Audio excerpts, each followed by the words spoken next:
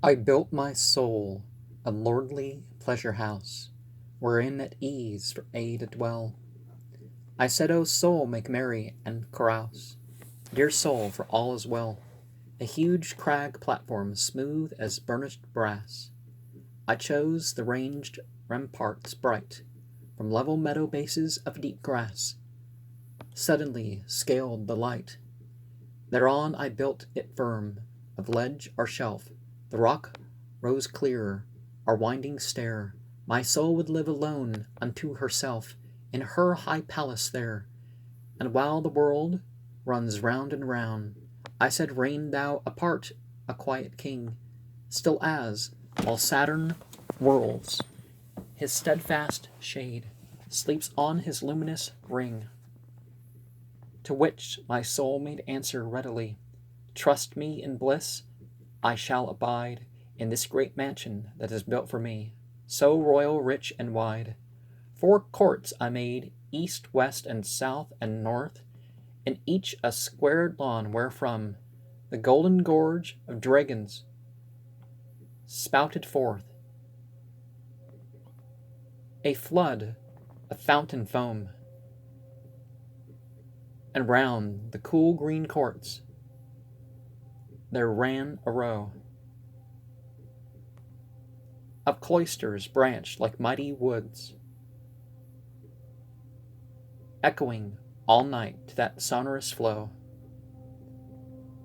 of spouted fountain floods, and round the roofs a gilded gallery that lent broad verge to distant lands, far as the wild swan wings, to where the sky dipped down to sea and sands.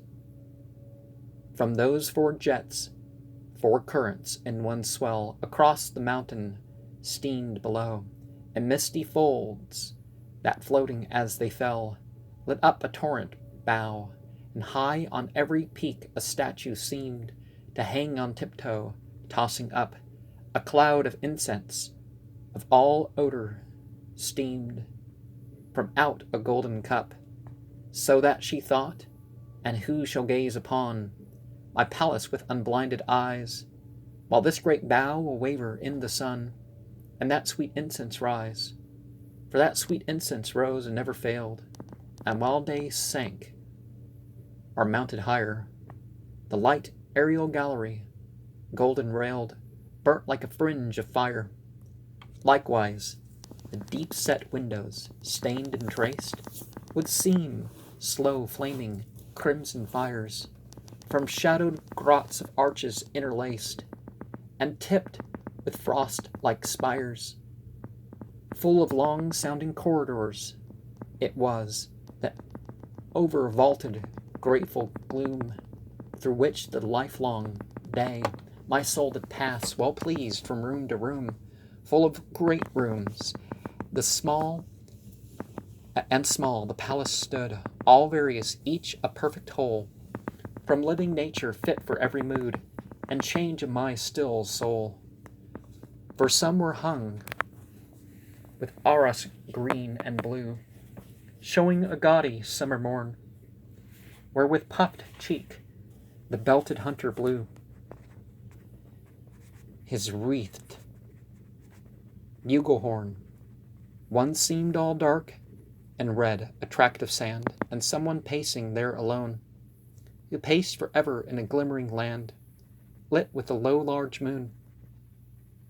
One showed an iron coast and angry waves, you seemed to hear them climb and fall, and roar rock thwarted under bellowing caves, beneath the windy wall.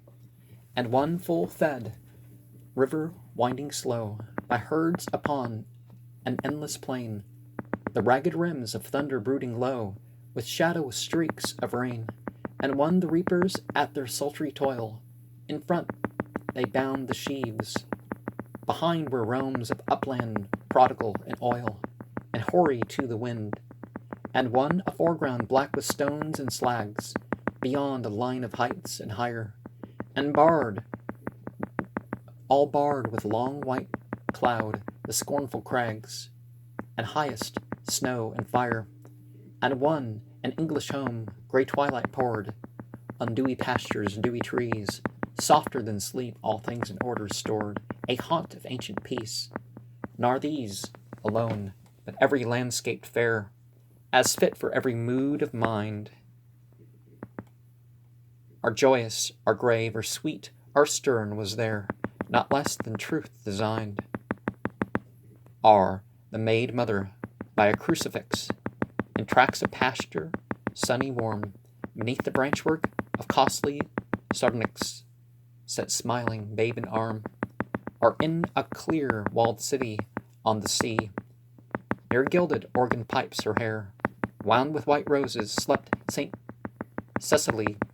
An angel looked at her, our thronging all, one porch of paradise, a group of houris bowed to see the dialing Muslim, with hands and eyes that said, "We wait for thee." Our mythic altars, deeply wounded sun in some fair space of sloping greens, lay dozing in the vale of Avalon and watched by the weeping queens. And okay, I'm gonna stop that for a moment there, but your afterlife is very specific, right? And every little bit builds or tears